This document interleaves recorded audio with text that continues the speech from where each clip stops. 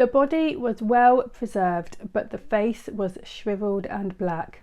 The legs and trunk were tightly bound in a strong cloth, such as is used for bed ticks, and the body, which was that of a little old woman, was in a glass coffin-shaped case. Hello and welcome. So today's video is going to be all about the Manchester mummy. Born in 1688 at Cheetwood Old Hall, Hannah Beswick was the daughter of John and Patient Beswick, a wealthy couple. After her father's death, Hannah inherited considerable wealth from him. She lived a comfortable life, but Hannah had taphophobia, a pathological fear of premature burial. This fear most likely came from the fact that her brother John had almost been buried alive. Just before the coffin lid was closed, someone noticed that John's eyelids were flickering. The family physician, Dr. Charles White, was quickly called, and he confirmed that John was indeed still alive. After a few days, John regained consciousness and lived for many years after. Hannah died in February 1758. After her death, her body was embalmed, not buried, and every so often was checked for signs of life. Hannah's body was first kept at the home of a member of her family. She was then moved to the home of Dr. Charles White, where she was kept in an old clock case. Visitors were allowed to come and view her. Visitors that included author Thomas De Quincey, who wrote the autobiographical Confessions of an English Opium Eater. Hannah Beswick became known as the Manchester Mummy.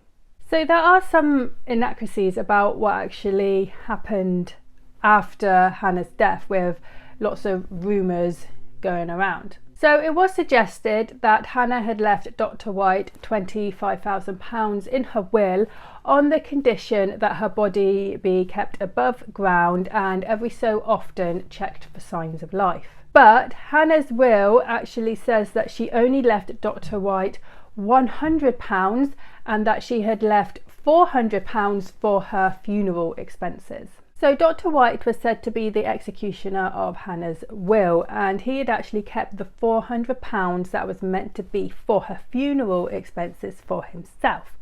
And the way that he was able to do this was by embalming Hannah and then not burying her. But Dr. White was not actually named as an executioner in Hannah's will. Her executioners were Mary Graham and Esther Robinson. And there is no actual mention in her will of Hannah wanting to be embalmed. What it probably was that because Hannah was afraid of premature burial after what has happened to her brother, she wanted to be not buried straight away, just so it can be determined that she was actually dead.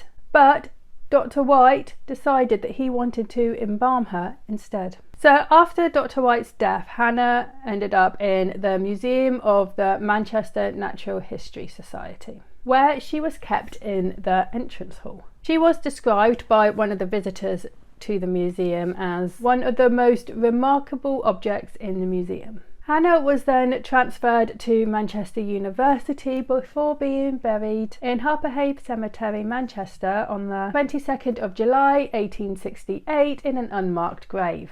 So Hannah also has a ghost story. In 1745, Bonnie Prince Charlie came to Manchester with his invading army. Hannah became worried, so decided to bury her money.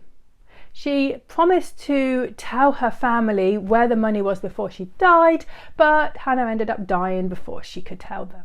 After Hannah's death, her home was converted into worker tenements, and the occupants of these tenements started to see Hannah's ghost. She would glide through the house, and when she came to a particular flagstone, she would just disappear. Apparently, while a weaver was digging to fit a new loom, he discovered Hannah's gold. So I hope you enjoyed that video all about the Manchester Mummy. If you did, like and subscribe, and I'll see you next time. Bye.